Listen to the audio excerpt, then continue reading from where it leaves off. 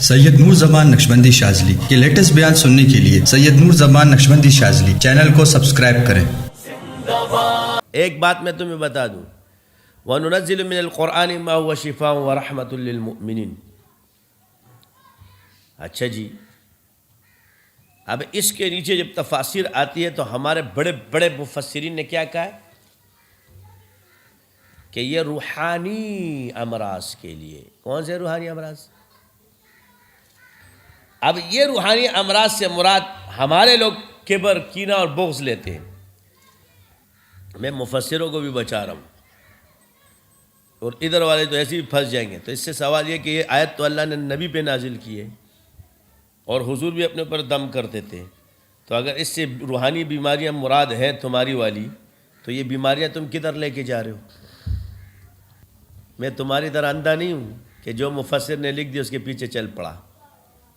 ادھر کیا ہے، سارے مفتیوں کو یہ سن لو، ذرا سوچ لو، اچھا بڑے آئے ہو حوالے دینے کے لیے، آئندہ سامنے مت آنا، مگر چلو اب میں تعویل پیش کرتا ہوں، کیونکہ ادھر تو کبر ویجن تم نے لکھا ہے، جس نے کبر اور لکھا ہے وہ پھنسے گا، جس نے روحانی علاج لکھا ہے وہ نہیں پھنسے گا۔ روحانی علاج سے مراد کیا ہے؟ اب یہ دیکھو قرآن کو اللہ نے کیا فرمایا، مفسر نے اس کو کیا کہا؟ روحانی علاج ہے۔ یہ قرآن سے کیا علاج ہوتا ہے؟ روحانی علاج ہوتا ہے۔ قرآن روحانی علاج ہے۔ جس کی روح بیدار ہو جائے وہی روحانی علاج کر سکتے ہیں، جس کی روح نہ ہو کیا علاج کرے گا؟ اب یہ قرآن روحانی علاج، اس کا پتہ سمجھ اب آتا ہے۔ اس کے ساتھ موکلات ہوتے ہیں، فرشتے ہیں۔ سورہ جن کے اندر اللہ تعالیٰ نے فرما دیا یہ جس کے ساتھ منسلک ہو جاتے ہیں وہی علاج شروع کر دیتا ہے۔ اس کو کہتے ہیں روحانی علاج۔ ہر پوشیدہ مخلوق ہے اس کے ساتھ کیا ہے؟ اس کا حرف سے بھی علاج ہو رہا ہے، اور اس کے ساتھ جو مخلوقات اللہ نے رکھی ہے وہ سے بھی علاج ہو رہا ہے۔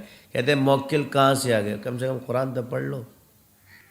جب اللہ قرآن میں آیت نازل کر رہا ہے تو اس کے ساتھ فرما رہا ہے، تو اس آیت میں بتا رہا ہے کہ اللہ تمہاری مدد کرے گا۔